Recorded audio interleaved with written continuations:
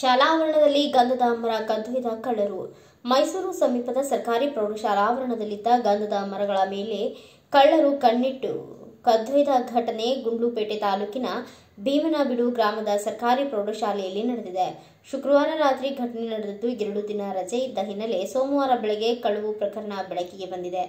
ಶಾಲೆಯ ಸಿಸಿಟಿವಿ ಕಳ್ಳರ ಕೈಚಲನವಲನ ಸೆರೆಯಾಗಿದ್ದು, 4 ಮಂದಿ ಖದೀಮರು ಈ ಕೃತ್ಯ ಎಸಗಿದ್ದಾರೆ. ಶಾಲಾ ಆವರಣದಲ್ಲಿ ಒಟ್ಟು 26 ಶ್ರೀಗಂಧದ ಮರಗಳನ್ನು ಬೆಳೆಸಲಾಗಿದ್ದು, ಇವುಗಳನ್ನು 3 ಕತ್ತರಿಸಿದ್ದು, 1 ಮರವನ್ನ ಕದ್ದೊಯ್ದಿದ್ದಾರೆ. ಕಳ್ಳನನ್ನ ಶೀಘ್ರವೇ ಪತ್ತೆ ಹಚ್ಚಿ ಮುಂದೆ ಈ ರೀತಿ ಪ್ರಕರಣ ಮರುಕಳಿಸದಂತೆ ಎಚ್ಚರಿಕೆ ವಹಿಸಬೇಕು ಎಂದು ಸ್ಥಳೀಯರು ಒತ್ತಾಯಿಸಿದ್ದಾರೆ.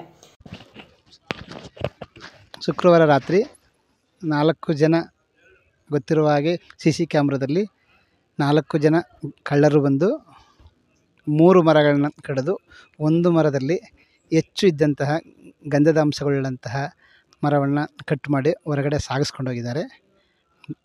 ದಯಮಾಡಿ ಇಲಾಖೆಯವರು ಇದಕ್ಕೆ ಸಂಬಂಧಪಟ್ಟ ಸೂಕ್ತ ಕ್ರಮವನ್ನು ತೆಗೆದುಕೊಂಡು ಮುಂದಿನ ದಿನಗಳಲ್ಲಿ ಈ ರೀತಿ ಆಗಬಾರ್ದು ಅಂತ ವ್ಯವಸ್ಥೆ ಮಾಡಿಕೊಡ್ಬೇಕು ಅಂತ ವಿನಯಪೂರ್ವಕವಾಗಿ ಶಾಲೆಯ ಮುಖ್ಯಸ್ಥರ ಪರವಾಗಿ ಕೇಳ್ಕೊಳ್ತೀವಿ.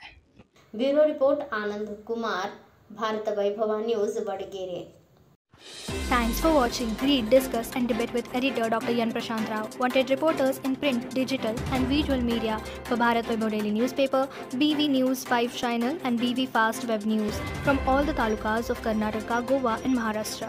If interested, send your resume to 9019229369.